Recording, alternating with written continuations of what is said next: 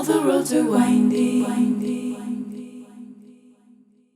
Welcome back to the show, Naomi. It's always a pleasure and so happy to have you here. Hi. I'm so excited to be here. Hi, Lovey. Before we begin, would you like to set the space and guide us? For those that are able, just take a moment to close your eyes and welcome the fullness of your breath into this body, into this moment.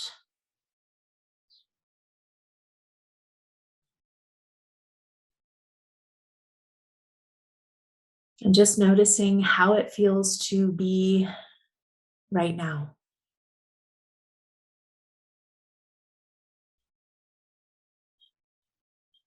Notice the sensations in your body, the thoughts dancing through the mind.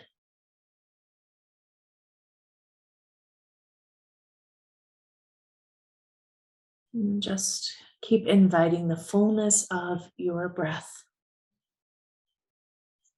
in.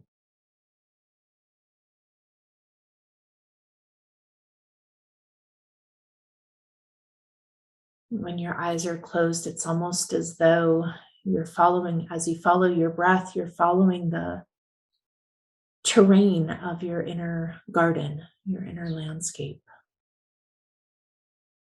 Noticing how the breath meets all the unseen places within.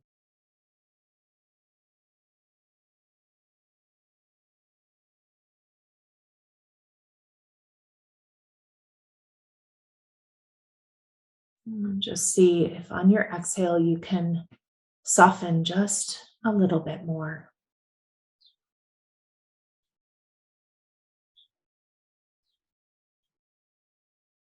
A little bit more into your bones, softening more deeply into your muscles and into this present moment.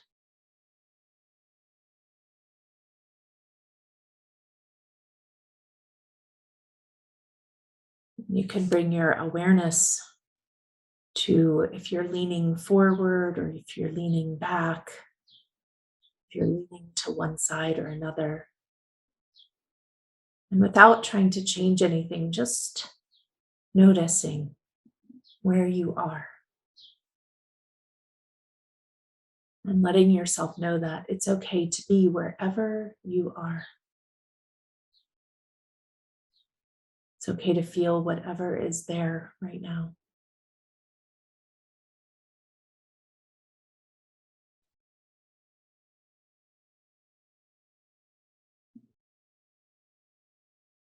Let's welcome another breath. And let's hold this. It's okay to be wherever you are with us as we journey through this beautiful conversation.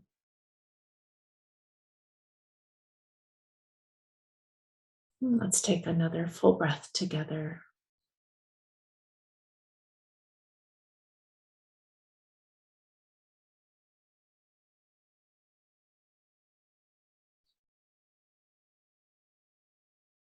Thank you, dear ones, for being here with us today.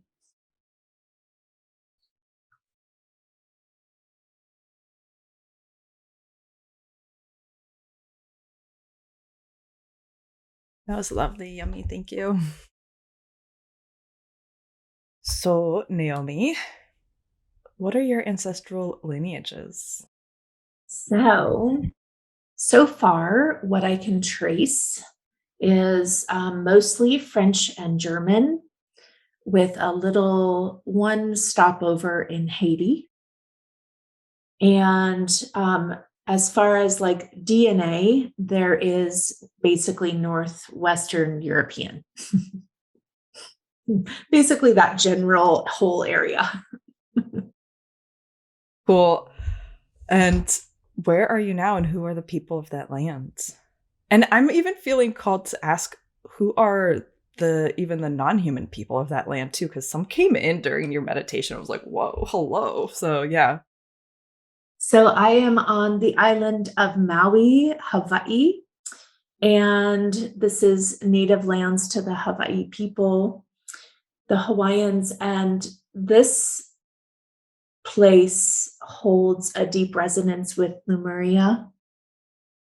And there are so many ancestors of non human form that are present here, and both in the nature realm and the spirit realm. And I don't have names for them, but it is quite a magical land.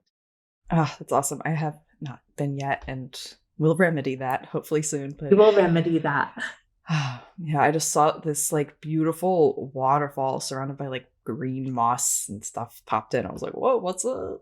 Fae folk, like there's Maui specifically is very interdimensional. There's so many different there's a lot of biodiversity, and we have desert and we have jungle, and there's so many different ecosystems that you can visit in a day. It's very unusual. Mhm. So, Naomi, you offer teaching around trauma informed somatic womb healing, and you offer this for people on their personal path and for people who would like to practice this professionally, helping others on their healing journeys and on their spiritual journeys, all the way up to a level of teaching people and certifying them in your hands on massage techniques that you have developed after working with like 60,000 clients over decades. So, I think that's a great place to start would be like, what even is somatic womb healing? And how does that go beyond just the womb to, I don't take it wherever you want. Yes, let's get it. So, the beautiful thing is, after working with tens of thousands of people, is you have this ability to track patterns. You can see the different ways that different bodies, different constitutions sort of hold patterns in how they relate to the world around them and how they relate to themselves. And so I developed this body of work after, studying forever. We'll just say forever. The booklet of certifications I have to leave in Colorado because it's too heavy to carry around with me. So within everything that I learned, the way that I digest and assimilate information, I was able to take that and then put it into practice. And then I was able to see in real life, in action, where a lot of the teachings were missing pieces. That it's sort of like a great metaphor would be many of us like want to study, let's say, the law of attraction or manifestation, and you listen to the book, you read the book, and then you're like, now how do I put that into practice though? Like, how do I actually do it? It's the same with clients. Like, how do I actually put everything that I've learned into practice so that I can meet them? And so what I started to see is that the biggest piece that we're missing is being trauma informed. And many people who say they're trauma informed are also not trauma informed. And I think honestly, for myself, is the best way I could say I'm trauma informed is because I've been through so much trauma. So I understand what needs to be present so that people feel safe, or at least I can create the space so that is an option for their system. And then I can know that on my side, at least I know that I'm holding that safe container, and whatever happens for them inside of that is part of their journey, right? So teaching somatic womb healing and offering that, soma is body. And one of the pieces that is missing inside of how we do healing is really slowing down enough to be in presence with just what is. We have this tendency, some of you might have noticed in the meditation, even like, ooh, I was thinking about the future, or I was forward leaning, or, right, we have this tendency to sort of like feel like we have to do. And that's part of the way that society is built. The patriarchy, we got to do, go, capitalism, all the things. And so we need, in order to truly meet what's at the root that needs healing, it's actually super simple, but we need to have the skill set to be able to slow down enough so that we can meet what arises. Because if we can't meet those subtle little sensations that have a story attached to them, then we're overriding those over and over and over again. So they're going to keep showing up, keep showing up, keep showing up. And we're not really taught to be with them. Like, right, how many of us, how many of you all, like, we have an experience and then we start analyzing it, we try to figure it out, we're trying to like, well, and if I do this and we start getting into our mind about it.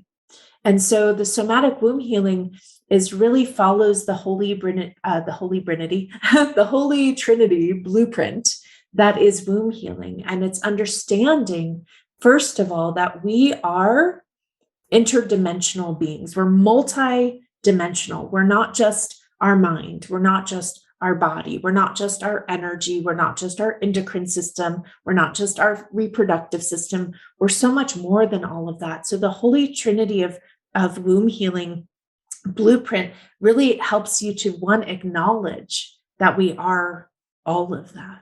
And so we start with working with the spiritual and the energetic.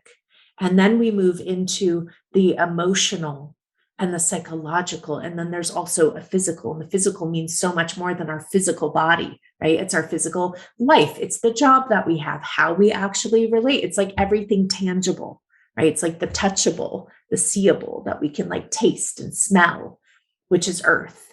And so they all work with different elements as well. So if we're not following that blueprint, if we're not in the understanding that we are more than just one thing, then our limited perspective limits our perspective, which then changes and limits what we can actually heal.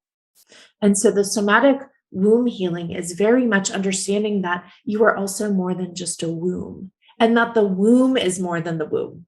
The womb is actually everything. The womb is literally life. So whether or not you are a womb carrier or a wand carrier, you still have this sacred opportunity to walk through the Holy Trinity of womb healing, because you are alive. You are life itself living, right? And everyone came from a womb too, I mean. Exactly. Exactly. Yeah. So I think that's the best way to sum it up. I love it. And I hear you speaking to this slowing down, which, I've been nerding out on the nervous system lately. I jokingly call myself nervous system Natalie now. And and so what I hear you saying then, I'm like, yeah, that, you're talking about there's feeling these sensations and then there's these stories attached. And if we don't take time to actually be with that without figuring it out, rather, I happen to know this because I've interviewed you before and worked extensively with you. So, but rather this noticing, this witnessing of what's happening in the body around the stories and working with that allows the physical, all of these elements in this Holy Trinity blueprint to shift, instead of just this mental trying to hammer away and putting more nails into it until it sticks or whatever. I don't even know what the mind's always doing wacky stuff, building houses of cards that don't really support anything. Big panic rooms. Big panic.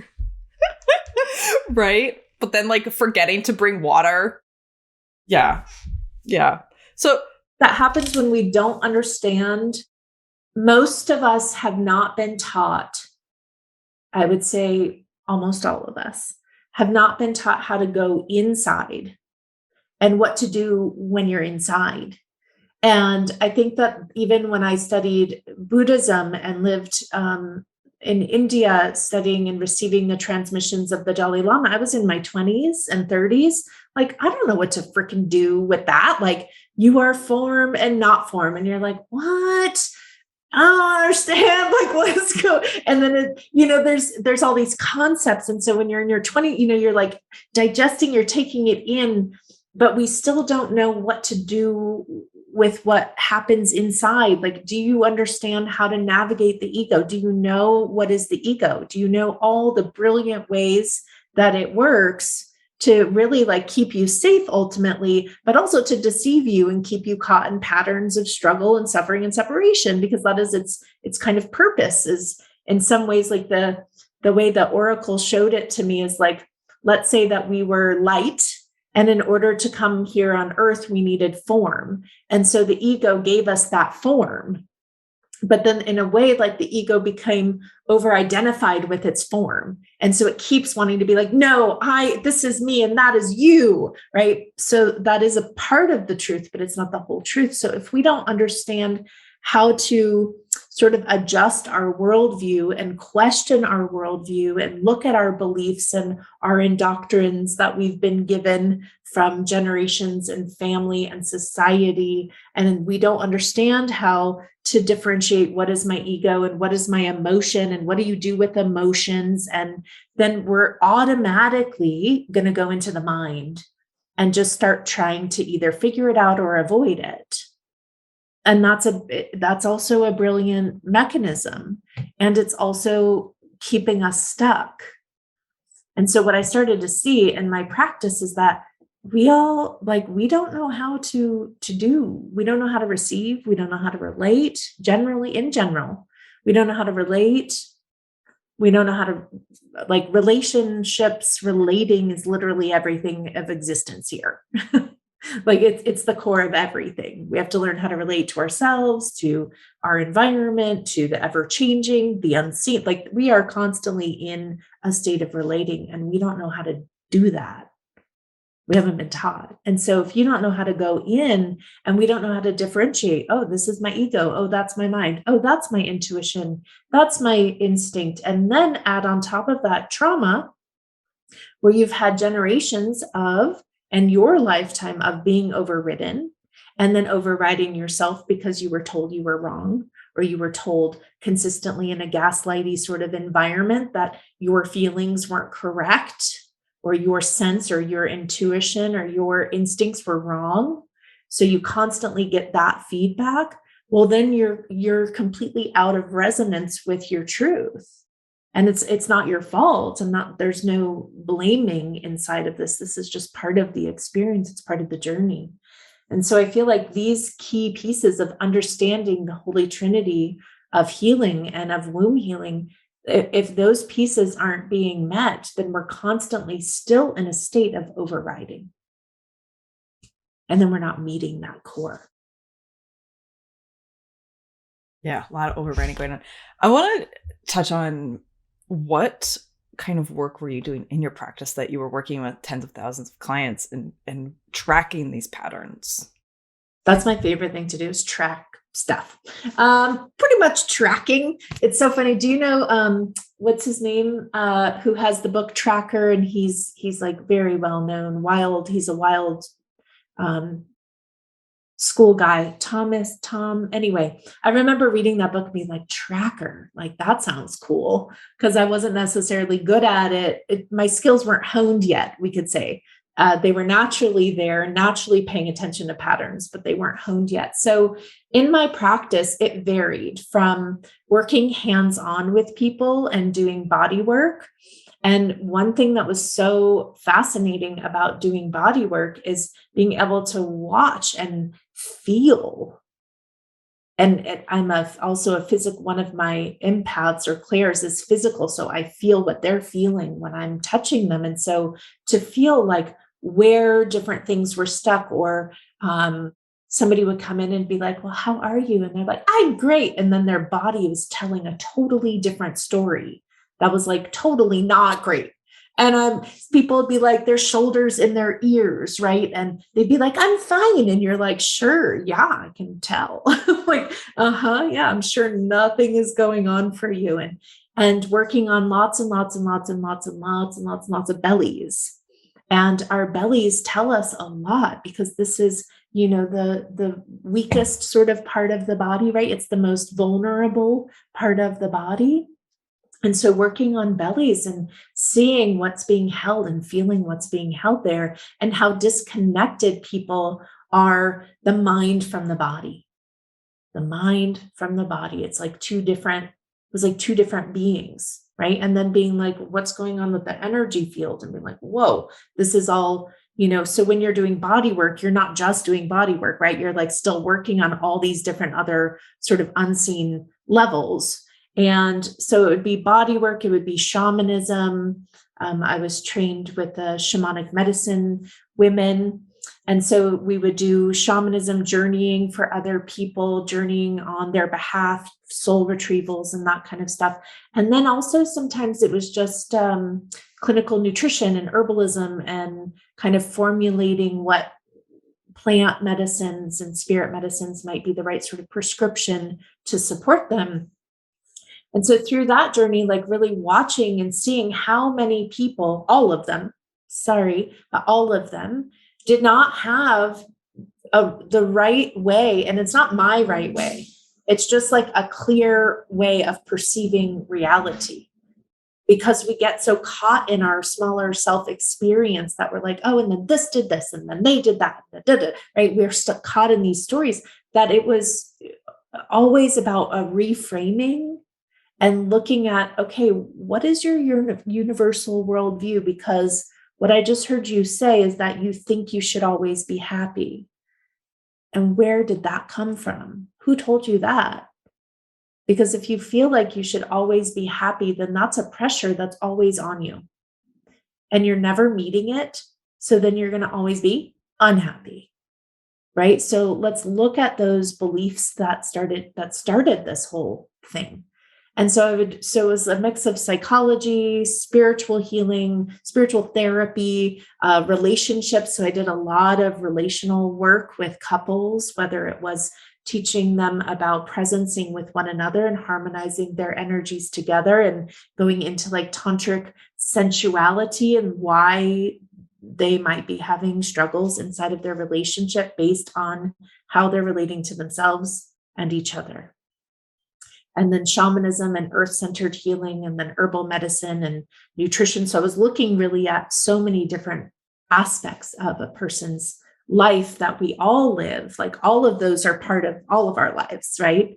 And then for working also with the rites of passage, so all the stages of life. So helping people preconception to pregnancy, through postpartum, through menopause, to death, and working with all of those different phases of life.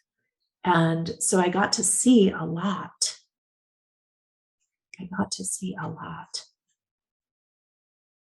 Which has informed everything that I teach now, right? It's like, okay, I got a good, and the beautiful thing about the way that I had an opportunity to learn in this life is that it wasn't just like all women. It wasn't all men. It wasn't all one color. It wasn't all one type of person. It wasn't all like, I lived in India and we worked with the Tibetan monks and nuns. I lived in Thailand and I worked with the Thai people. I worked in Bali and did volunteered at Ibu Robin's clinic doing births with Muslim women, right? Like they have a very different relationship to their sex, to their wombs than, let's say, an American woman, right? So I had the opportunity to travel and to experience different cultures and different people and different worldviews. And there were still very similar patterns that are inside and alive in all of us that were, similar. Cool. Thanks for sharing that. Okay, so let's get into the womb a little more then. What's up with the womb? Like, why is this at the center of what you teach? Yeah. So, actually, I'm going to tell y'all a funny and you're going to laugh, and then we'll laugh about it later. So I was not sure why I was drawn to womb healing, to be honest. I didn't have a mother, so that might have something to do with it. I was not very comfortable with intimacy as a young woman. Like it made me nervous. The idea of touching people was like a hell no for me, like no way. When I was in my 20s and there'd be like ecstatic dance kind of things or I was like, no way. I was very modest. I grew up in a, unsafe environment. And so I didn't feel safe sexually. And so that kind of thing would just be like, ooh, like, blah, and threatening and kind of scary. And so as I kind of look back now that I'm turning 45 soon, and I look back and I'm like, wow, my thesis and herb school were all on women's health, women's wellness, womb health. Um, I just found the painting. I like painted the womb for a anatomy project. It's very abstract and cool, but also like that's funny that that's what you did. And so everything was like pulling me towards that. And then, my teacher was a womb worker and I resonated with her so much. And then we went to Belize together. So there were like so many things that were pulling me to it, but it's not something I consciously wanted to do. Where now it seems like people are like, ooh, womb healing. I want to do that, right? Like I didn't have that. I was kind of like, ooh, I probably just need it. Like that sounds so scary. And this is before it became popular on Instagram. This was like before all that. By the way, y'all, it was Like before cell phones existed. before cell phones, like all of there were a very few books on it at the time. And so Sounds like the dark ages, Naomi. it was the dark ages. Definitely back in the day. I was living in a teepee too, y'all. But so there, I feel like the reason I wanted to speak to that is because if you're drawn to it or naturally doing it and you think no, like I don't want to do that, like it's there, it's showing I was being guided. And so maybe you're being guided to that also. And so when I think of womb healing, especially now with social media and the way that it's presented, because now it's like it's trendy. Like it was even on that like Nine Perfect Strangers TV show with Nicole Kidman. They were like hashtag womb healing. It was like I was like, are you kidding me? Like this is like tripping me out. And so the womb, though, my loves, is the metaphor for everything. As we said in the beginning, it is life. It's the bringer of life. It gives life. It grows life, right? So if we look at the womb more as a metaphor for the conception all the way through death, right? It's everything. It's everything. It's everything. And so then it's more fun for me because I have ADHD and I'm a manifesting generator Gemini. So I would be bored. It didn't include everything, I think. I'd be a little bored. So that's the beautiful thing about womb healing is that it includes everything. So every aspect of your life that you begin to tend to and start to heal, you're helping to heal the womb within. And then also the womb of creation. And then the great womb web that is we're all interconnected within. And I love that part.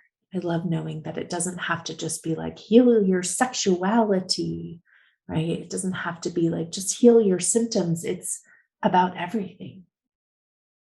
And so womb healing in the way that we teach it begins with working with your emotional and psychological landscape, working with how you process your emotions and how you think. And once we kind of can bring light and healing to those places, presence to those places, then we can go to a deeper level. And that is now we can work on the spiritual and the energetic, the spiritual womb of creation, your own spirit womb, your own energetic womb.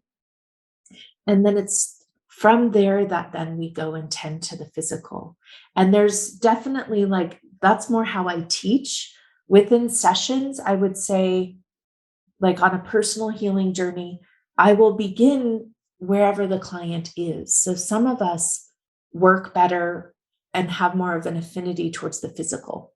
We're like, teach me anatomy, tell me how the womb wanders, What do you mean that it moves? How do I tell how it moves? And so we may start there, right? So we want to start wherever somebody can have a greater access point to result, really, and to insight or awakening inside of that.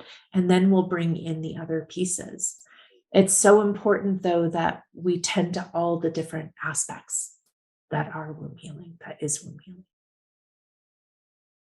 And because I know, the very first workshop we held at Earthspeak in the collective was with you. You taught inner alchemy, and I think it's so great because it's a very somatic approach, actually, because it starts with that thinking and feeling, but it helps with tending to whatever's at the core of these repeating negative loops or patterns by going into the body and the sensations and tending what needs to be tended there, or just giving yourself space to shift and move without like forcing. And so the heads up, anyone who's in the collective, you have access to inner alchemy. It's in there in the portal. Check it out. It's great. But core foundational teaching for all of humanity, to be honest. If everyone did it, it would be much easier to relate. And it's true.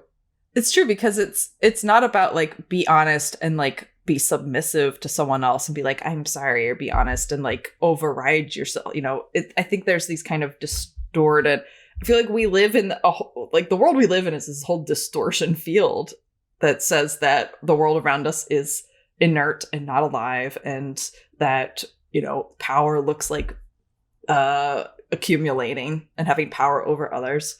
Whereas, what you're speaking to is really this more animist world where all beings around us are alive and kin, and where power isn't about power over or accumulating, but rather this agency, this sovereignty in oneself, but that isn't separated, it is rather interconnecting, where one's own wellness links up and supports everyone else's wellness. And there's this, when I am cared for, I am able to care for others and to receive caring. And it's this like, amplifying instead of negative looping patterns, it's these like caring looping patterns where now we're like caring and caring and caring, not just for ourselves and other people, but the world. It's like this expansive web.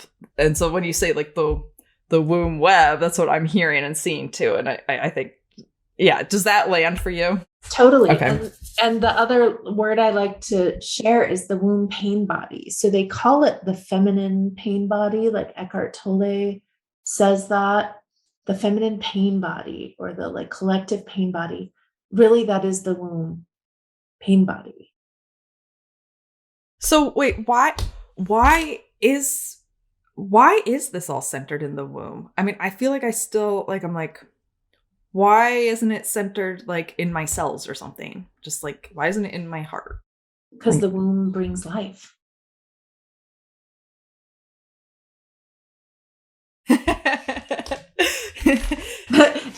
Mic drop. The womb brings life. I wish that was a sexier mic drop moment. Yeah, because the womb is life, right? Like we have two cells. We have the sperm and an egg that somehow meet inside the fallopian tube, and the sperm gets in there and fertilizes it, and then it slowly drops into the womb, and then the womb creates this beautiful little nest for the egg to sit in and be tended to, and then it fucking grows life. Like it's insane.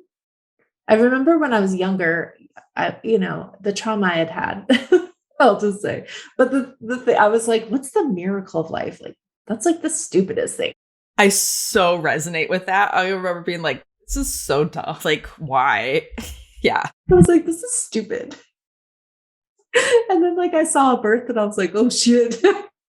Like eating my words.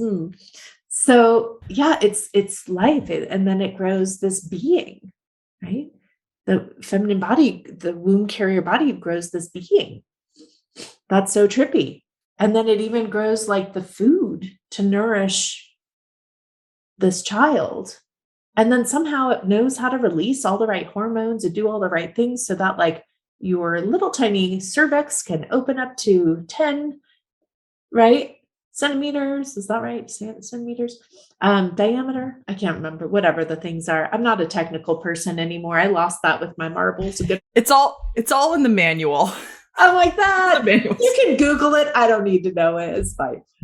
So it opens up so much, and then all of your muscles know what to do, and everything pushes this being out in an ideal situation, right? Like what is that? That is why the womb is so important, right? Because it is life.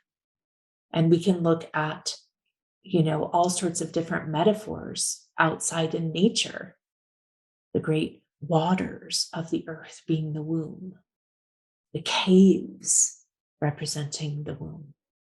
And it's that place of going inside. Because if we don't have that relationship with our inside, with our inner self, and we're always looking outside, then we aren't going to get it. We're going to maybe miss a big purpose of why we're here, potentially, perhaps. And so this womb pain body, the way that I see it is like all of our ancestors that were womb carriers and all that they held in their bodies, all the things that they said yes to because they couldn't say no, because there was no permission to say no, or they would be burned, or like the consequences over time have been quite grave for many of our ancestors. And so that is living in the collective field. And so we see it perpetuated in family dynamics is the easiest way that I can speak to seeing it. It's like, let's say I have a child and my mom is being really weird. So then she's mad at me, so she won't come see the baby. And then now she's, yelling at the dad who they're divorced and da, da, da. And then it's like, why are you putting your weird stuff on this baby? It's a new life. Like, what are you doing? Right. So we can see that in the movies, or we can see that when we witness a family dynamic where everything is like just off. That's the literal perpetuating the same cycles of generations past.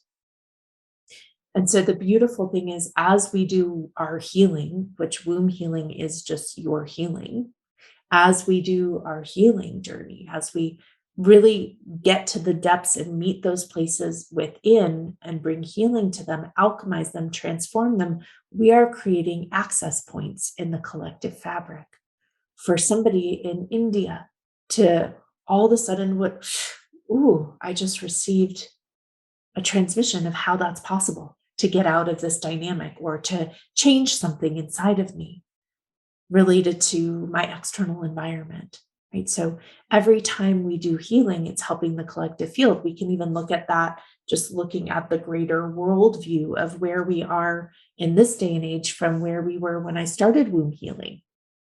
Like, it's a completely different world now. There's like tons of books on it. There's womb healers all over the place from what I guess they're also in my field, but I see them everywhere. It's like they're popping up like dandelions, right? And so that means that we created access points through the work that we did so that it's more accessible now. And the more that we do now means the more that accessible it's going to be for future generations. So to me, the womb is more about a metaphor than just this like organ.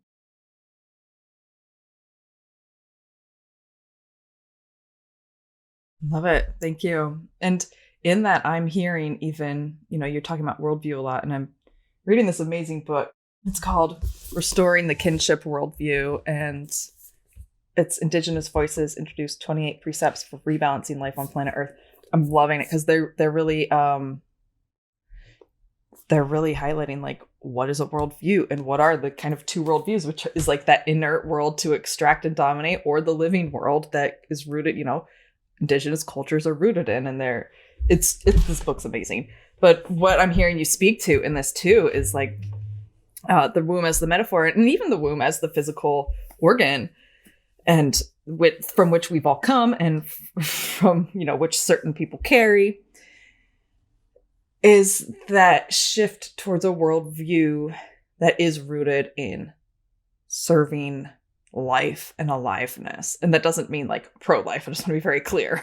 We're not like conservative Republicans here, but in intending life, not dominance and extraction, but rather this interconnectedness. And through this womb healing, we are unraveling and integrating what we've inherited, essentially, like you said, like from our ancestors, what they went through that was then held in their own vibration and their resonance. And then, there's now research that shows like these things can actually be passed down. Ancestral trauma can actually be passed down, like so wild.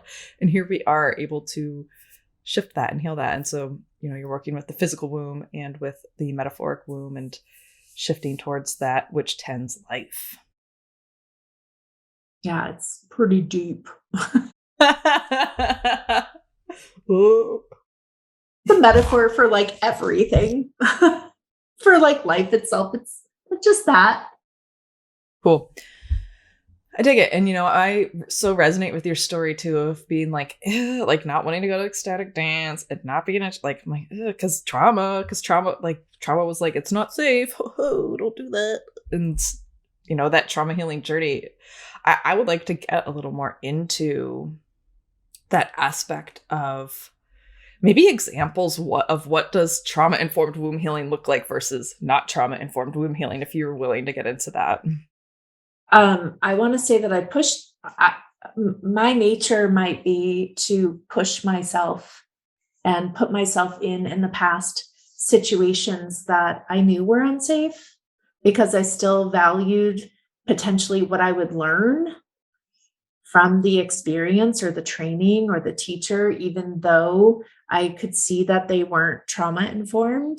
And so I put myself in a lot of different situations, y'all, like a lot. And so I really got to see like when it's not trauma informed. So one of the examples is at my Tantra training that I went to, and, much respect to the teachers. They did the best that they can with what they knew. But I think also if you haven't gone through trauma, it's hard to know that you're not being trauma informed. Yeah. And even if you have walked through it, you don't know what being trauma informed is. And even I was just having a conversation with my friend Kat Lee, who's been on the show, about like, even if you understand the nervous system and how it works, that doesn't even mean you're trauma informed. It's like, it's a lot. It's a lot. Yeah. It's a lot. So at one point, I was assisting at this one, and this woman, they were doing a dancing it out. And this woman starts like, like all over the place. And she just like, and I was like, oh my goodness. And I went up to her and I just gently held her shoulder. And I was like, honey, we need to have a little talk. Like, what are you doing? Oh, I'm getting rid of and releasing stuff. And I was like, okay, so where are you releasing it to? Like, are you directing that energy? Because what I saw was she was spewing it everywhere, right? And let's say you don't know how to be in a group dynamic, because many of us who had a lot of trauma, we tend to be absorby, and we tend to be hyper vigilant in our, is it safe? Is it safe? Is it, we got our like laser Jedi, like what's going on? Something's fucking weird. And I don't know what's wrong, but now I feel weird and I'm sick, or I'm, like we have this thing. I have to people please to make sure that I have to fix it. So I just had this conversation with her and I was like, whenever you're releasing something, we need to first ask permission we need to direct the energy. And then we need to like seal that, right? So like, if you're like vomiting, right? When you're like literally vomiting, you vomit into a bucket or a toilet in general, right? So you're vomiting into something. So that's like being more clear and directive rather than projectile vomiting, like spinning around the room and like getting it everywhere, right? Like that's pretty lame. I don't want to clean that up. I'll also throw up because I'm too mirrory, right? So I had this moment with her, like, what are you doing? And so the thing is that as a space holder, they didn't talk about that. There was no clarification when you're inside of even just a simple ritual of dancing. That if you're moving people through a group, through clearing something, you have to, as a space holder, be very epic in holding that container to keep everyone safe, but also to be energetically hygienic, right? And so I had that conversation with the student, and she was like, "Whoa, that's really deep. I hadn't thought of that," right? And so that helped everyone else to feel more safe, because we all know what it's like to have that one person in the class also, you know, the one person in the class, and you're like, "Oh man, this is like keeping me from being able to drop in." Right? Or like, what's going on over there because they're being so intensely loud. So that also means to be trauma informed would also mean that in a group dynamic, before we even did the dance ceremony, that we might want to say something like, okay, my loves, we're in an educational environment with surrounded by community. So let's be in right relationship to everyone else also. So have your own experience, but also know that you're in an educational environment. So what I mean by that is this isn't a one-off session. And a one-off session, you can let go beyond letting go, right? Because it's just me and you, I'm holding that. But inside of a group environment, when you're learning something, you want to let your nervous system know, like, this isn't the time to like go all out, like in this moment. It might not be safe for me because the teacher, the facilitator, maybe can't hold me the way that I might need to be held while I'm going all out with like energetic vomiting and screaming and stuff. Although when you come to my classes, that does happen, but I got you, right? I got you. And the energy is created so that that can happen and everyone still feels safe, because they know I'm holding a good container. So I feel like that's an example difference, right? So even in I do holistic pelvic work. So even in the holistic pelvic work training with a well-known physical therapist, I'm getting my yoni worked on, and people are like outside of the curtains, like talking about traumatic stories of their own stuff. Like the assistants who were holding space, they were supposed to be holding space, and they're like, blah, blah, blah, blah, blah. And then and I won't say any of the words here, so we don't need to do trigger warnings, but I'm like receiving pelvic work inside my vagina, and I'm hearing these space holders that should be space holding, just telling traumatic stories while people are in a state of receiving. That's also like not trauma informed, right? So in those ways, it's like we need to do the best we can as space holders to create a safe environment for our participants, because even if I create a safe environment, doesn't mean you're going to feel safe, right? But I want you to know that I'm holding it so that you can, if your nervous system can drop in there, that you can feel that you are safe.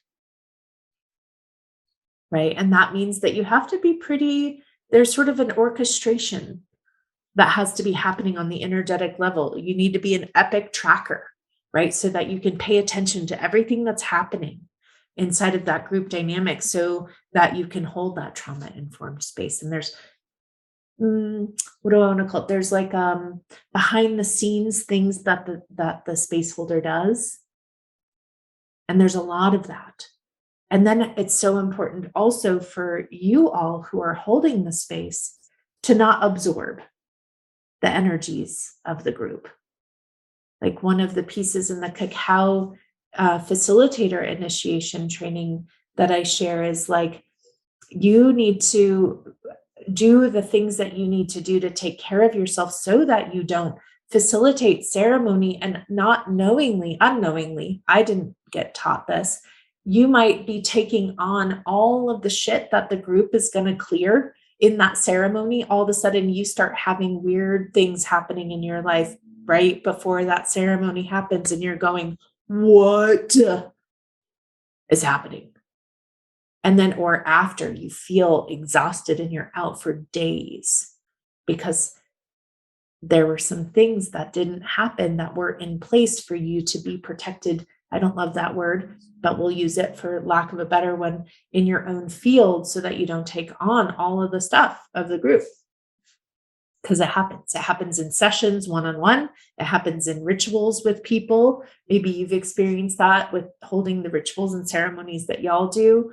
It can happen. And you're like, what is going on? Why is this happening? What's like, and then you go to even work with that client and you go to the session, and everything you've been experiencing is like what their problem is that they're coming to you for. And you're like, that's weird.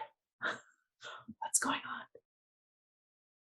Yeah, I've definitely seen and heard, this is a common experience. And I think I want to just name something too of what you're tracking is as a facilitator, and what you're teaching people to do too is part of what you're tracking is looking at the signs of whether someone is going into that trauma response. And, you're not only holding space, but tracking like, okay, here's someone going into a trauma response. How do we help guide them back to safety, and not just, be like, oh, I think that where a lot of, and like, I've made this mistake too, because I just didn't know, but as a space holder and growing my understanding and abilities involved learning this through receiving this and through witnessing it in certain ways of, people like opening up ceremony and ritual opens up some big space, and you don't know what's going to come through. And just because you know how to open up ritual space doesn't mean you know how to help people move through it and integrate it and then put that to practice in their lives without getting totally crushed by it. And if you're someone like me who has been through, or like you, who's been through a lot of trauma and who doesn't really know how to regulate their nervous system, then just throwing people into these spaces, it might help, they might have an experience in an aha moment, then they might spend 10 years unpacking and kind of healing from whatever freaky shit was brought up, when having a trauma-informed facilitator could actually help them integrate so much faster. Because like part of trauma healing, let's just be real, is stuff, you're facing the stuff that hurts. You got to face it and come back to safety. Like, you don't have to go deep into it. You don't have to wallow in it. You don't have to do all that. But like, stuff comes up. That's just part of healing. But yeah, I don't know. Does what I say made sense? Yeah. As you were talking, I had this like vision of, since we can use New Age law of attraction sort of as a metaphor here. So I was just seeing like, how there's the people that are like, no, like be positive. Like, oh, that was a negative thing. I love that I have to change my voice to something ridiculous as I'm this person, but it goes together. Okay. So it's like, no, like just be positive, or like, oh my God, you just said that so negatively. And it's sort of that toxic bypassing, toxic positivity that comes with manifestation community. Okay. So there's that same. You got to stay high vibe.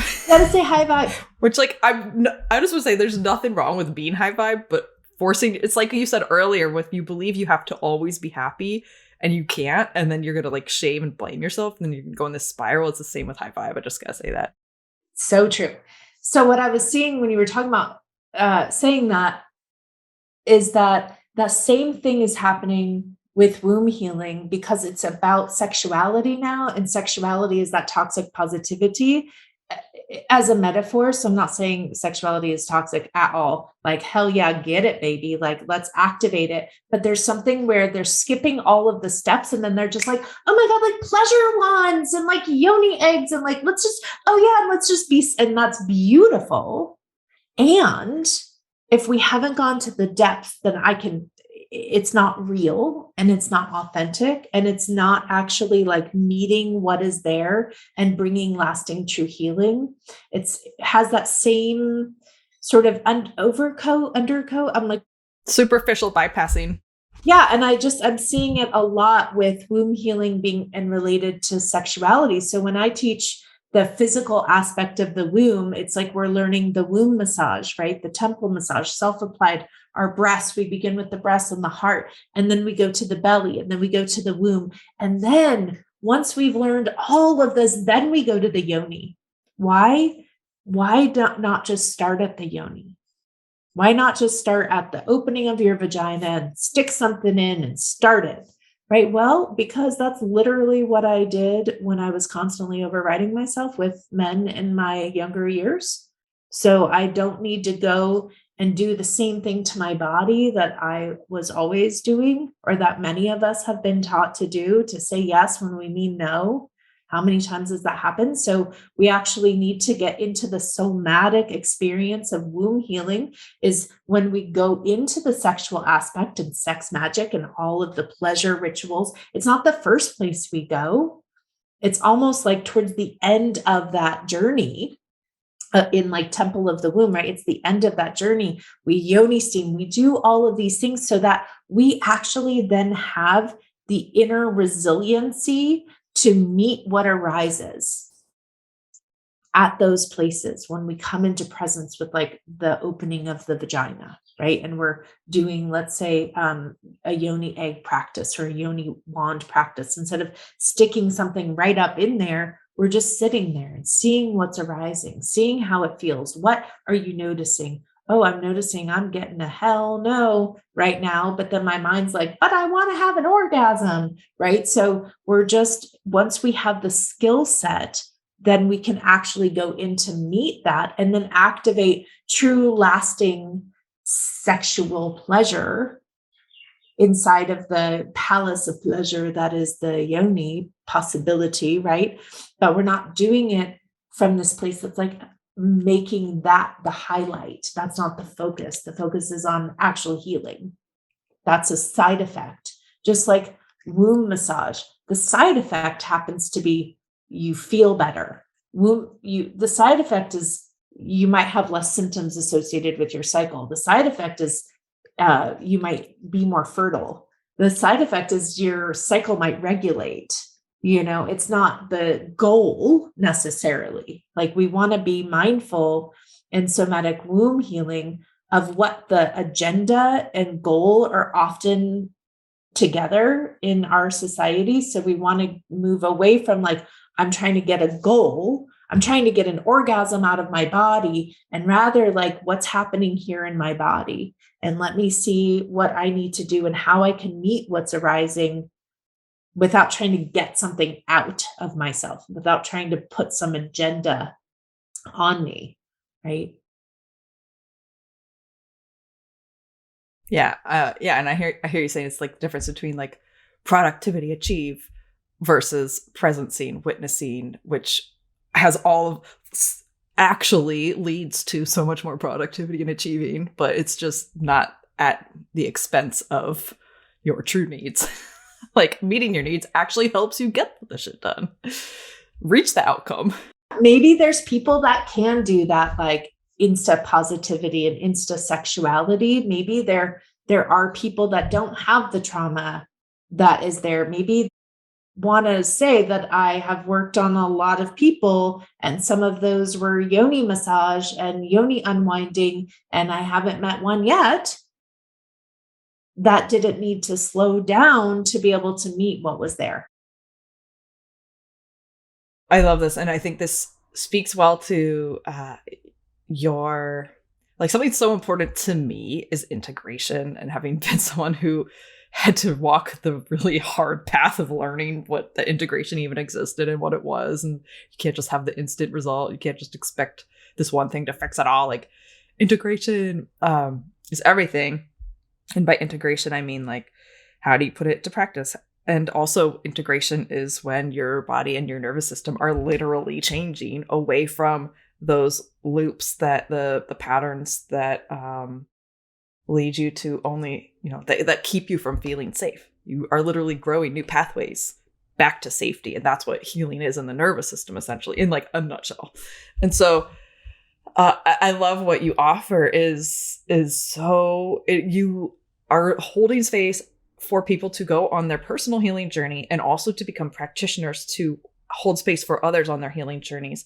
But everything starts with people entering Temple of the Womb and experiencing all of these practices in their own body, in their own healing journey. Like every single person who becomes a practitioner with you has to walk through a year of just doing this work on and with themselves before they even ever have the opportunity to start working with clients. So do you want to take us through that kind of like pathway of, okay, Temple of the Womb, where you work with yourself and experiences for yourself, walk the walk yourself, and then the mentorship and then the certification? So what's really, really important to me as a survivor, and one thing that is very, very, very missing out there, is trauma-informed healers. And I never experienced one. And I knew the best. I know the best. And I didn't always have great experiences. And I was going to interrupt, like you being like growing up and learning, because I imagine that since you've become more trauma informed and have you been able to experience people since? no, Whoa. Okay. people that I feel like are incredibly trauma informed, working with you always, my trauma informed. But I'm not working on the body. I mean, we do somatic exercises, but yeah. Even if I go to a chiropractor, even if like they're talking about themselves while they're working on my belly. If I go to, I'm like trying to think recently, if I went to someone and I was like, Jesus, like, oh, so I got a massage when I first got here, and I forget the exact circumstances, but I said something about just like, there's a certain patterns that my nervous system at this age are just in, like they've been in for an entire lifetime. And it's not even like my nervous system. It's just like a way that I am.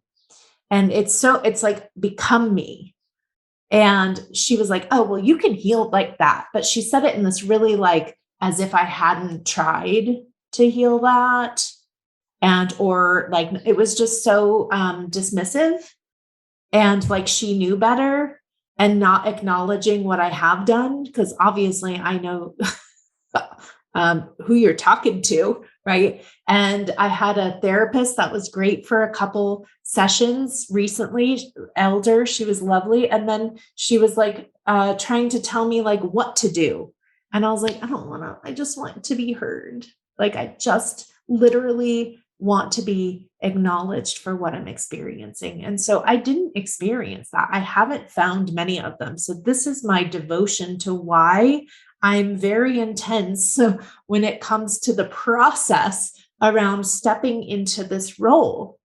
Because when you are stepping into a role that you're not ready for, that you're not actually trained for, like stepping into like, I'm a medicine woman on Instagram, or saying like, I'm a womb healer, I'm a womb priestess, and you don't actually have the training for it, you cause harm. And I get all the people in all of my years of practice who went to do ayahuasca ceremonies and went to do peyote ceremonies and went to the sexual healers, and they were traumatized. And then they all came to me after they'd been through the trauma to try to integrate the positive from the experience and heal from the trauma that got activated. Right. So this is part of why I am so deeply devoted to being in right relationship with your role that you're stepping into. So Temple of the Womb is going into an apprenticeship with who? Yourself. Why? Because you need to know yourself.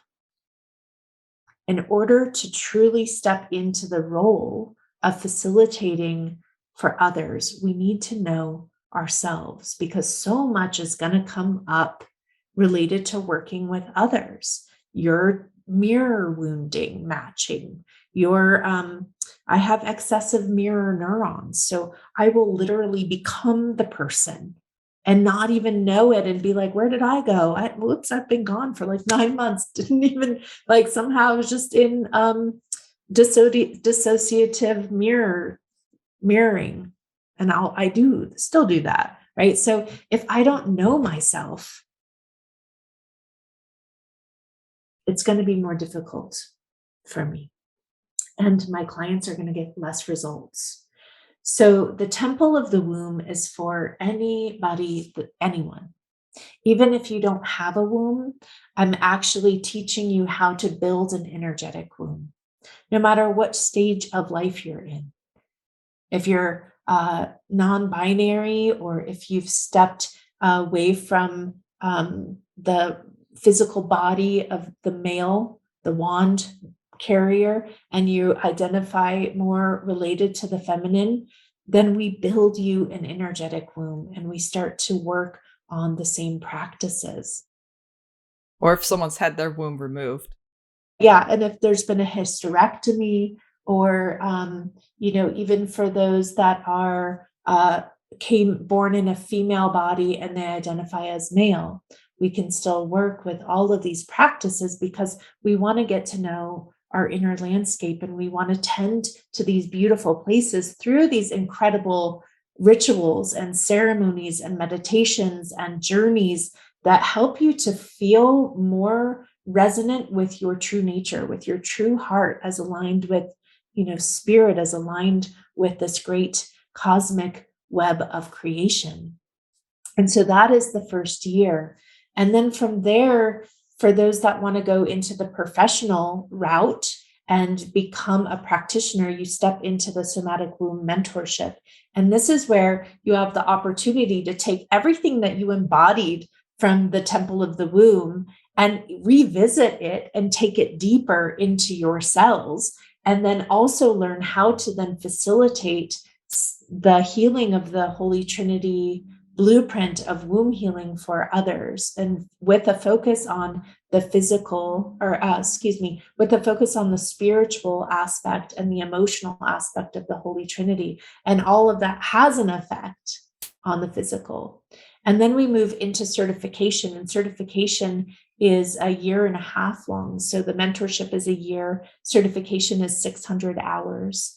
And we have 2 in-person initiation immersions. And this is where you learn the hands-on applied temple healing work to support womb carriers, wand carriers in the placement of their womb and their body, and feeling. The way I could describe the temple work is it's something that many of our bodies, our systems know from other lifetimes. And you step into this temple and you receive this healing, and it feels as though you're on this altar. And that's everyone that is, because in the temple we have we work in a triad. So there's three people, one receiver, a giver, and then the healer or assistant and the healer. And so you have all of these 4 hands and plants and smoke and sacred sounds and song all over your body, but in this trauma-informed way that you actually feel safe and you're able to receive as a receiver, but then you're also able to give it. And so you get to learn how to hold in-person sessions and facilitate like epic in-person ceremonies and rituals to support their healing in a super trauma-informed way, along with there's so much that's inside of that year and a half journey. And so by the time that somebody steps off of the spiral of studying with me on the practitioner journey, now they're stepping into the spiral of putting that in action, of being able to offer that out into the world while still being supported by this epic community, and feeling really like, I think the thing that I would say is like feeling really confident and knowing that you're not causing harm, that you're not perpetuating cycles of patriarchy, that you're not perpetuating trauma patterns that, we have learned that we continue to perpetuate, just even in the way we relate to each other. Like, no, that's not what I was doing when you've had that feeling, right? It's like this, we have these ways that are subtle of overriding each other. And so by the time you've completed this journey, you've got like 3, 6, like 1,200 at least hours of embodiment so that it's become you. It's not something you do, it's something that you are. And it's the emanation of that that is also part of the healing. It doesn't create that, like, oh, they're perfect and I want to be them power dynamics that often happen. And the way that we meet people, wise womb healing sessions are like the session that I dreamt of receiving my whole life. And I could never find.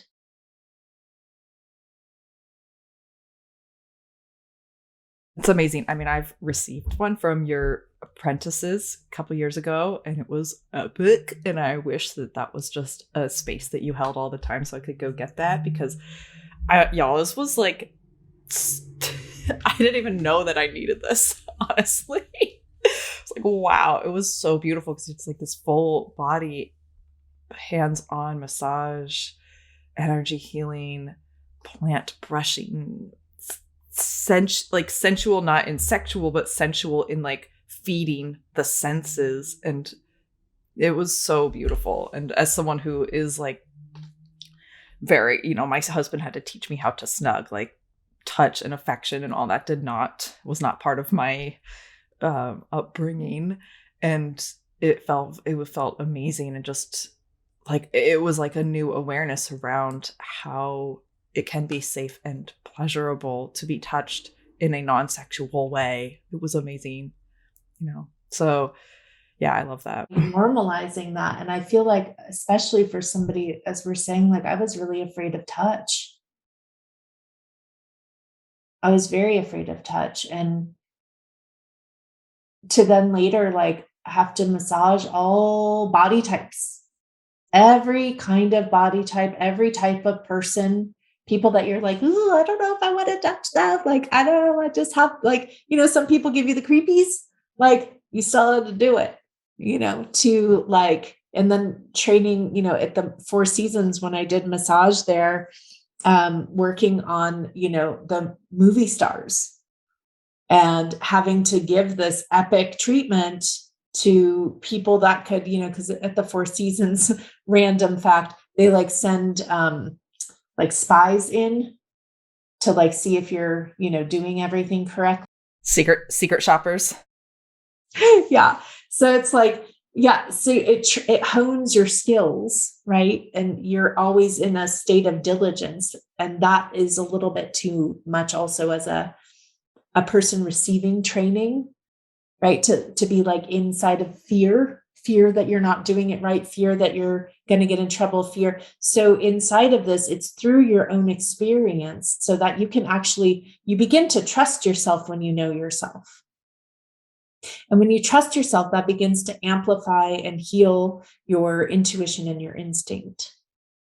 And so that means that by the time you're getting like the framework and the foundational teachings and practices to put into practice, because everything so the way that I learned with my teachers is like, I would receive from them, and then we would watch them do a demo, then you receive, then you give, then you assist somebody giving. So it's like you're getting it in all these different ways. It's like depending on the type of learner you are, but it's like in that oral tradition that is through repetition. I had shared with you when I first was studying womb healing, I think that I've attended 75 self-care classes. They're the same exact content in those self-care classes. It's 2.5 days. It's the same content. I attended probably 75 of those, assisted them, attended them, and then taught them. Right? Why? Because I knew that I needed to get it in my bones, because I can't teach something I don't know. I'm not that. I don't have that superpower. Some people do. I don't. I have to know it. And I have to experience it. And then I can, okay, now I've got it. I can trust that it's here. So that's the beautiful thing, is as you're going along the journey, you can trust that you've got it by the end, by the completion, so to speak. Beautiful. Love it. Well, uh, there's there's so much. And when people go to your website, they can learn more about Temple of the Womb, learn about the mentorship, learn about the certification. But you also offer, if someone's like not ready for that deep dive into the Temple of the Womb, you offer the resonance ritual, which is kind of like introduction to these concepts that help you not override and help you come back to your true nature. And that's a great way people can start working with you. It's not live, but they can get this. The resonance ritual is like literally the hack that I figured out for life. It's like everything that I searched the world over and couldn't find, and then finally found it and was like, oh my goodness, and it works. Like it works. It's healing trauma patterns. It's healing relationships. It's healing dissonance. It's like changed my entire everything. So yes, start with resonance. And then cacao. Cacao's like, it's sort of like fun. I feel like the rest is fun too, but it sounds so deep that it doesn't sound as fun. It is fun though. It's like amazing. But cacao facilitator initiation is there's a 2-part series. So you can come to the first part and not the second part, but you have to come to the first part to join in the in-person immersion. But it's basically 10 Saturdays that we're going to gather and start going into the depths of how to facilitate ceremony in a trauma-informed way, how to really connect and honor the spirit of cacao and its medicine, and how to facilitate ceremonies with your community in right relationship, both for yourself, for the group, and the medicine. I love that. And you studied, I think it's so interesting how you studied. Oh gosh, I mean, this gets into, again, that worldview of the dominance of power over versus kin and just all the effects of that supremacy and such. But, to folks who are like, but where did you learn this? You learned it with a woman who, like with cacao, woman who's, do you want to just tell us? I don't need to tell your story. Miss Beatrice has passed now. I just found one of her books. It's somewhere here. Is this it? I just found her book. It was very exciting.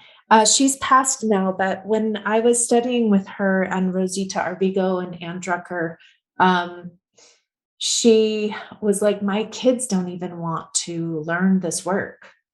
And it was like the womb work, candle magic, all of the things that she was teaching us, spiritual dis-ease, cacao ceremonies, primicia, Ishel ceremonies. She's like, my children don't want to learn this. And honestly, I wouldn't wish this upon them, because in the villages, in other times, Donna Lihuapanti would say that in the daytime, they call you a witch and they, try to tear you down. And at night, they're knocking on your door, asking you for the cure. And so it wasn't cool, to be a healer in times past. And so. And where was this? Belize in San Ignacio. And I thought that was really profound. And then the other thing that I want to speak to, like with cacao specifically, is that when you're an herbalist, when you're a plant person, and I have like 3,000 hours in herbal education and taught at herb schools and teach herb classes, you have a different relationship also with plants. And so understanding how to commune with plants is part of my gift, right? So if I understand how to communicate with plants and I'm already a ceremonialist, on top of my teachings and the transmissions that I've received from my teachers, cacao has also been a teacher. So something ironic, y'all, is I don't really even do chocolate. I'm not a chocolate person, which is so bizarre because everyone's so into the chocolate, and all of my women's groups and womb groups, they're like, got to bring the chocolate. I'm like, not into it. It's like not my thing. But the spirit of the medicine came to me and was like, I am seeing all these people facilitating these ceremonies and they're not doing it right. They're not honoring the spirit that is the medicine of cacao. Cacao is an activator. So you don't want to do a sleepy yoga class or a sound healing after taking enough cacao to activate you, which is what you do in ceremony. So basically, the spirit of cacao came in and was like, I need you to teach people how to facilitate the ceremony and be in right relationship with me. And so that is what I'm sharing through the cacao facilitator initiation, is teaching you how to connect and commune with the spirit of that plant and how to be in right relationship and honor the indigenous roots of that and carry the transmission from my teachers that I received, but then also just my relationship to this plant that has continually been in my life. I'm not even, it's so funny. Like, I'm not even that into it. Like, I'm like, I don't really even do chocolate. Like, it's so rare when my girlfriends do it. I'm like, I'll have one bite, like it's not my thing in that way. Are you like into gummy bears? What is your thing? I don't really do. You don't really do sugar. Yeah. I haven't really seen you eat sugar. You're like bone broth. Bone broth sounds good. I'm not always healthy though, y'all. I do like tobacco would probably be my, the spirit plant that I work with the most. But yeah, I was like really feeling that with the spirit of cacao, and even the Ixchel ceremonies that I was initiated into, which Ixchel is the Maya goddess of healing for women. And she takes 3 forms, maiden, mother, and crone. And I've worked with her for over 20 years. And those ceremonies, you're not moving your body. It's like you're singing, you're offering the cacao to all the directions, you're sipping, you're sitting in circle. But when you work, it's like taking caffeine and going and getting a massage. It's like the spirit of cacao, it's activation station. And when you're doing a ceremony, you're taking it in to activate your heart. That's the purpose of it, right? So you're sipping on it, you're activating your heart. So you want to take enough to get a little twinge of a heart, like a flutter. And then once you have that heart flutter, you're like, okay, now it's time to move my body. Now it's time to meet that flutter so that I can help move and break through what is holding my heart hostage. And then once we move the energy, then we lay on the earth. The only person I've met so far that I feel like is doing cacao ceremonies in right relationship to the medicine is Daisy Kay in Australia. She holds an epic cacao ceremony and really feels like she knows how to honor the spirit of that medicine. Because most people are sitting in circle, and then you're just continually sitting in circle and singing. That might be something like somebody asked me about, like, they're like at Spirit Weavers, somebody would do the harmonium and cacao medicine.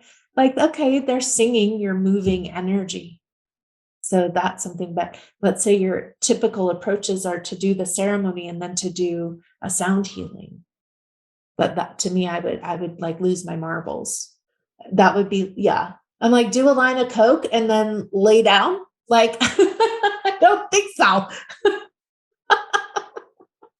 Like, I don't think that's going to work for my system, right? So we're learning how to commune with nature. And when you understand how to commune with nature, then you're able to trust yourself, right? Like all of these skills that we're teaching through all of everything that we do in the school is teaching you how to trust yourself and to create a relationship with yourself that you can trust, so that the side effect is that you go out in nature and the tree talks to you and you actually trust what you hear for the first time in your life instead of question it.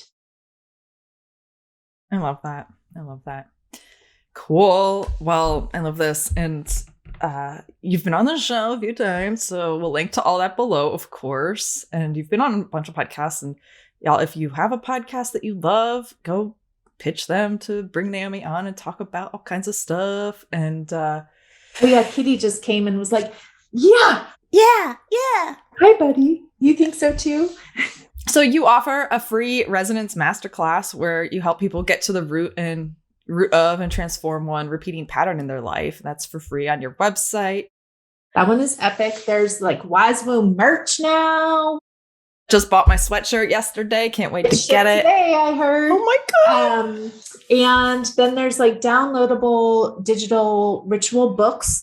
So if you're more of, you want like something more interactive, then you can download one of those, purchase one of those. And then some of them have like links to different videos for rituals, like the heart and womb coherence and stuff. And then we have like one-off little rituals that are not a part of like the bigger journeys that are also in the shop.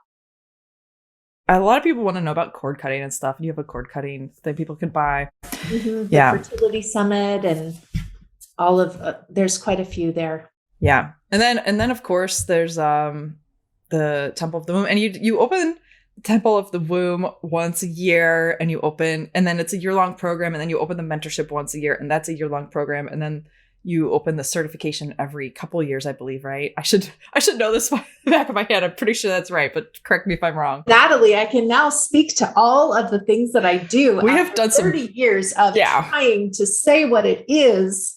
Natalie is amazing at helping you to get to the root of like the problem that you're solving. And that helps you to then be able to speak to what you do.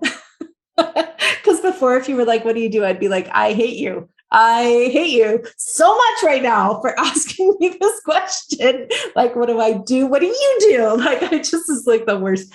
And so it's been like incredible. So yes, certification is offered every like couple of years.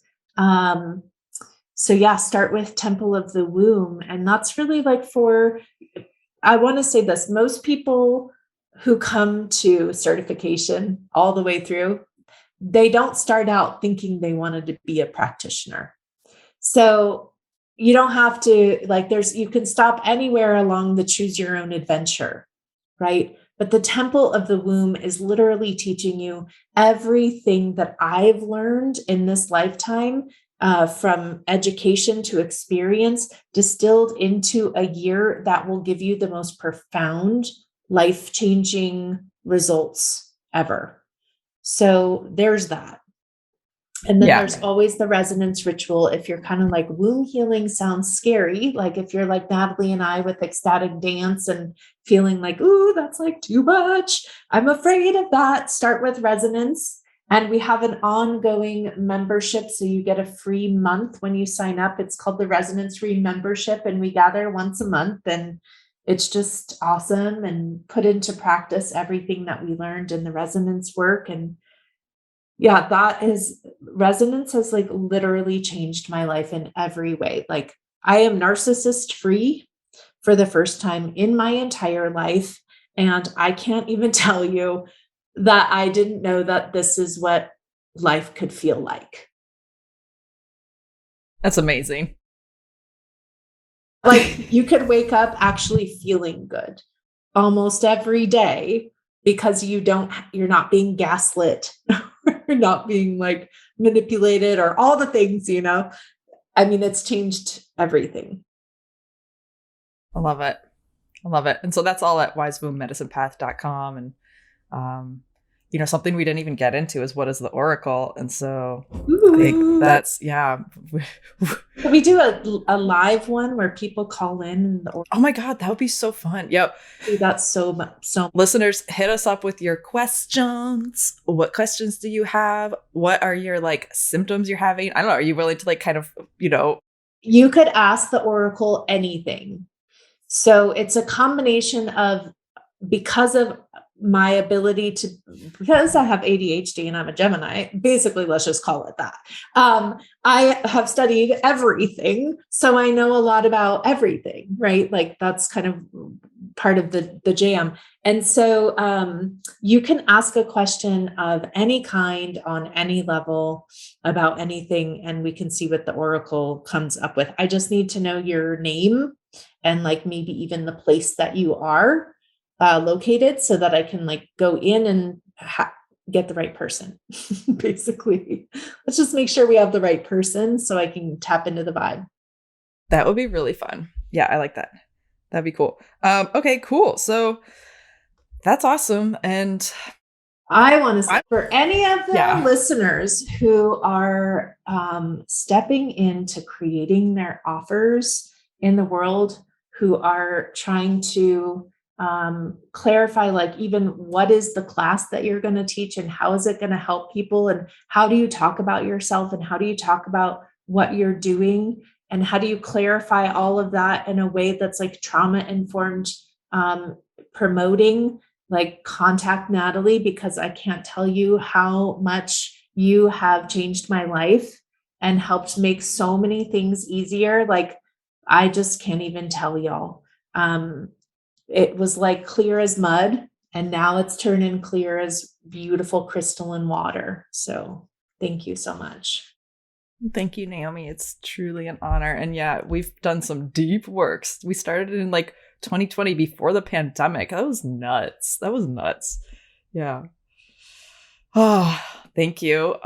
Yeah, y'all, I am doing more trauma-informed marketing education and consulting. You can go to natalie.net/work with Natalie, but this isn't about me right now. I'm just throwing that out there. So you a plug them because it's like amazing, y'all, for real. I remember like September 2019 we got together and I was interviewing. We were sitting there in the tea garden in San Francisco and I was like, Naomi, could you just say, yeah, I was like, what do you offer and where can people find you? And you were going on and on. I was like, Naomi, we gotta get that. I was like, how can you be like just more direct? And you're like, we sat there for like 15 or 20 minutes trying to figure out how to say what you did. And this is before we worked together. And then I still afterwards was like, I'm going to send you a different version because I hate. Yes, I remember that. And you're like, wait, no, I want to say this. And then that was, I think, what planted the seed for me later to be like, Naomi, do you want to work together? And I can help you clarify your stuff. So like, that was so, I love thinking of that. The benefit of you helping me clarify what I do and what I offer means that I can actually help the world know how I can help them, right? So like, otherwise it feels like there's this block. Like, I know I can help people, but I don't know how to put it into words, or I don't know. Like when we first started, you're like, so what is the resonance ritual? And I was like, I don't fucking know. I just know that I'm going to go into the channel and I'm going to teach an epic class each time we meet. And you're like, okay, but we got to like get clear on what the offer is. And I'm like, what does that mean? And especially after I lost that ability to, I think we've talked about the breakdown within the group before. So when the grand event happened, I lost that ability to plan and to organize my mind in that way. So this feels really cool because it's like going in and reprogramming it, so much so that now, like when our team, our WASWOOM team is like working together, I can like direct things in a way that I couldn't for a while post that event. So that's pretty cool also. Like there's so many different side effects that have happened from working with you and the impact that that's had. Even like I go to the yoga studio and somebody asks me a question and all of a sudden I'm able to say in 3 sentences what I do. And each time I'm saying a word, the woman's eyes are lighting up and she's like falling over. Right? Like that's the response I want people to have when I'm telling them about what I do, instead of looking at me like, with like big question marks in their eyes. Yeah, totally. Like, cool. Yeah, right on. Oh my God. I love this. So then you don't feel seen. Yeah. Yeah. Feeds into your, I'm not seen. And so this sucks. I don't want to do this anymore. I love that. I mean, I really do feel like, yeah, thank you. Thank you. It's beautiful. I love hearing this and receiving that. So thank you. It's great. Well, I'm, even though I think why I brought this up too is because even though we've worked together since 2020, I'm like, in this interview, and even though I know all of this stuff about you, I'm still like, whoa, I'm really jazzed. I want to do So, yeah, I'm stoked. And yeah, thanks for doing what you do and showing up here on the podcast today. And folks, where can they find you on the gram? Wise Womb Oracle is the gram, and I will promise at some point to post more than pictures of kitties and sunsets. I was like, maybe I should post that on a personal one, but whatever. This is the one that I use.